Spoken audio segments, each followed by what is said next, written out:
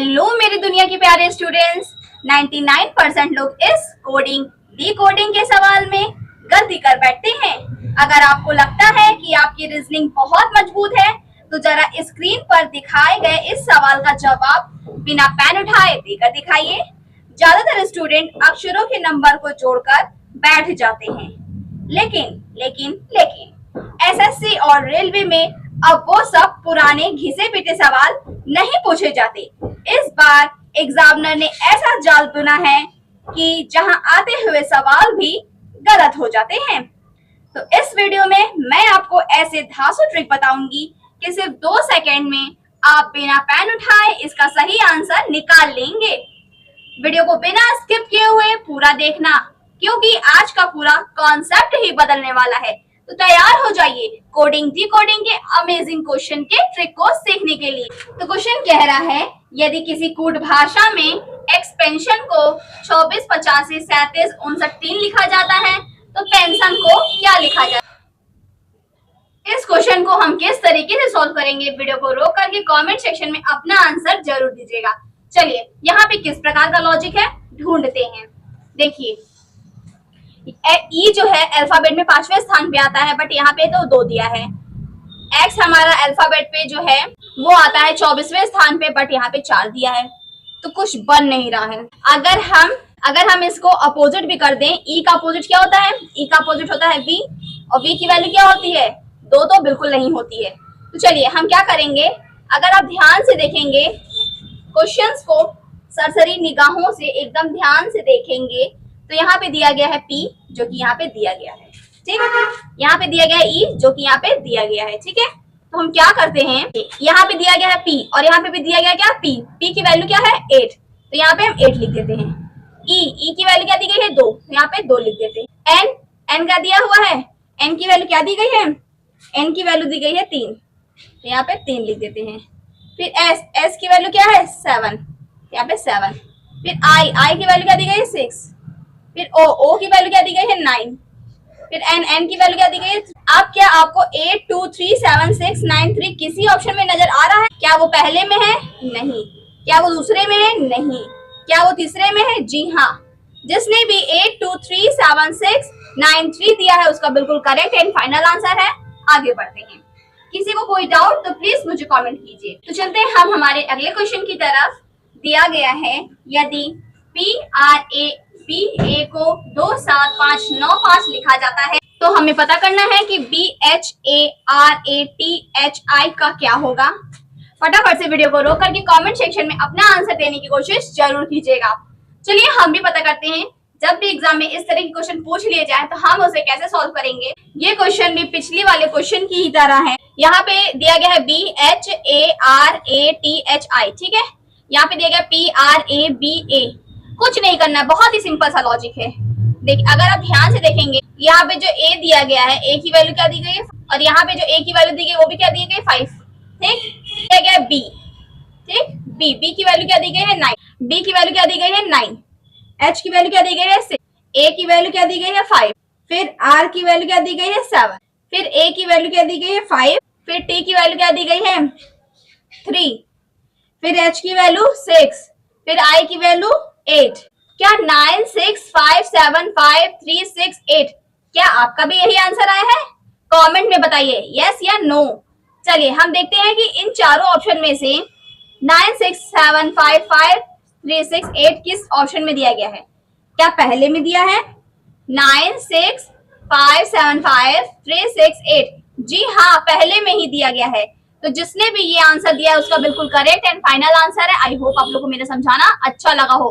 किसी को कोई डाउट नहीं होना चाहिए, अगर है तो वो उसकी प्रॉब्लम है, मेरी नहीं है। चलते हैं नेक्स्ट क्वेश्चन की तरफ। तो हमारा अगला क्वेश्चन क्या कह रहा है, यदि NASCENT को 2, 7, 3, 4, 5, 2, 6 लिखा जाता है तो SENTENC को क्या लिखा जाएगा। 4 ऑप्शन भी दिए गए हैं। वीडियो को रोक करके कमेंट सेक्शन में अपना आंसर देने की कोशिश जरूर कीजिएगा।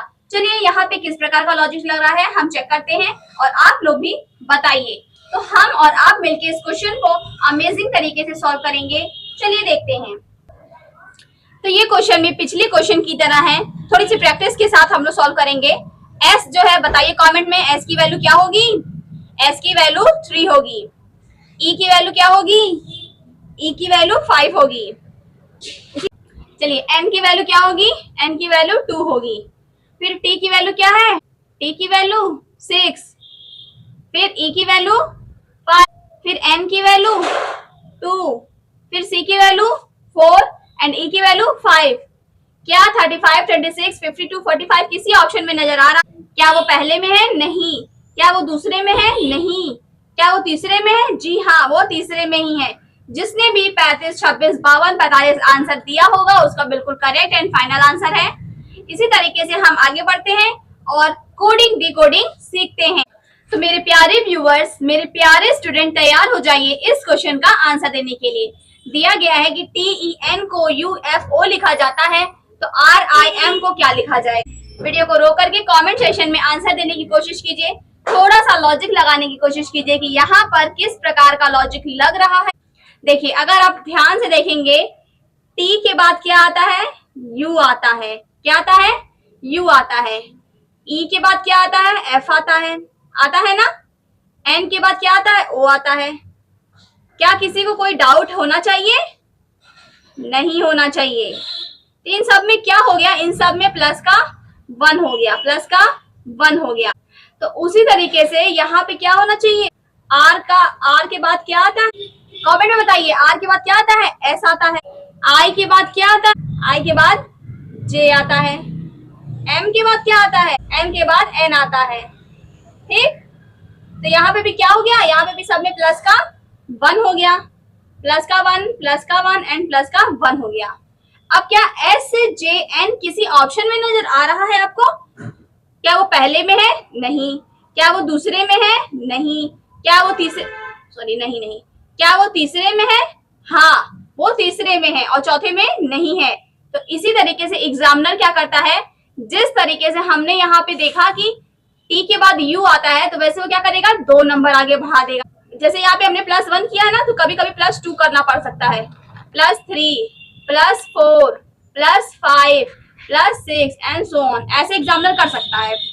जैसे यहाँ पे प्लस हो गया है, जरूरी नहीं कि वो प्लस में ही देगा, वो माइनस में भी दे सकता है। जैसे कि -1 करना पड़ जाए, या -2 करना पड़ जाए, या -3, -4, -5, -6 तो एग्जामिनर क्या करता है? लॉजिक ऐसे लगाता है। कभी कभी किसी नंबर में हमें अल्फाबेट की 3 नंबर आगे बढ़ना पड़ता है, 4 नंबर आगे बढ़ना पड़ता है, या 3 नंबर पीछे जाना पड़ता है, या 4 नंबर पीछे जाना पड़ता है। ठीक है, तो एग्जामिनर ऐसे क्वेश्चन को भ्रमित करने के लिए, बच्चों को भ्रमित करने के लिए एग्जामिनर ऐसे क्वेश्चन देता है। तो आप लोग को क्या करना है? भ्रमित बिल्कुल नहीं होना है। एग्जामिनर जब भी कोई क्वेश्चन दे तो आपको उसे मक्खन तरीके से सॉल्व करके दिखा देना है कि आप किसी से कम नहीं है। तो चलिए हम चलते हैं हमारे नेक्स्ट क्वेश्चन की तरफ। तो मेरे प्यारे व्यूवर्स, मेरे इस क्वेश्चन का आंसर देकर दिखाइए और खुद को प्रूव कीजिए कि आप हैं रीजनिंग के डॉन। चलिए, आपको बताना है कि इस क्वेश्चन मार्क वाले स्थान पे क्या आएगा। दिया गया है TEN को SDM लिखा जाता है, तो RIM को क्या लिखा जाएगा? प्यारे व्यूअर्स, फटाफट से कमेंट में आंसर दीजिए। देखिए, S के बाद क्या आता है? T आता है। D के बाद क्या आता है? E आता है। M के बाद क्या आता है? N आता है। यानी आपको क्या समझ में आ रहा है? हमें ये समझ में आ रहा है कि T से 1 माइनस हुआ, E से 1 माइनस हुआ और N से 1 माइनस हुआ। ठीक, उसी तरीके से क्या होगा? Q के बाद क्या आता है? Q के बाद R आता है। H के बाद I आता है और L के बाद M आता है। तो यहाँ पे भी क्या होगा? सब में -1, यानी R में एक कदम पीछे चलेंगे तो Q आएगा, I में एक कदम पीछे चलेंगे तो H आएगा, M में एक कदम हम पीछे चलेंगे तो L आएगा। एग्जामिनर सिर्फ यही तक सीमित नहीं रहता है, वो कभी कभी -1 करेगा या -2 में दे देगा, -3 में दे देगा, -4, -5, -6 या -7, ऐसे वो नंबर पीछे करने को कहेगा। अब बताइए QHL क्या आपको किसी ऑप्शन में नजर आ रहा है? QHL पहले ही ऑप्शन में है। जिसने भी QHL दिया है उसका बिल्कुल करेक्ट एंड फाइनल आंसर है। आई होप आप लोगों को मेरा समझाना अच्छा लगा हो। वीडियो पसंद आई हो तो चैनल को एक लाइक जरूर कीजिएगा, दोस्तों के साथ जरूर शेयर कीजिए। बढ़ते हैं अगले क्वेश्चन। तो मेरे प्यारे व्यूवर्स, छोटा सा होमवर्क आप लोग के लिए है, दिया गया है कि TEN को NET लिखा जाता है, तो RIM को क्या लिखा जाएगा। वीडियो को रोक करके कमेंट सेक्शन में अपना आंसर जरूर दीजिएगा। वीडियो पसंद आई हो तो चैनल को लाइक एंड सब्सक्राइब जरूर करिएगा और अपने दोस्तों के साथ जरूर शेयर कीजिएगा। अगर आप SSC GD CGL की तैयारी कर रहे हैं तो ये वीडियो सिर्फ आपके लिए है और 2027 में आने वाले सभी क्वेश्चंस के आंसर आपको सिर्फ यहाँ ही मिलेंगे।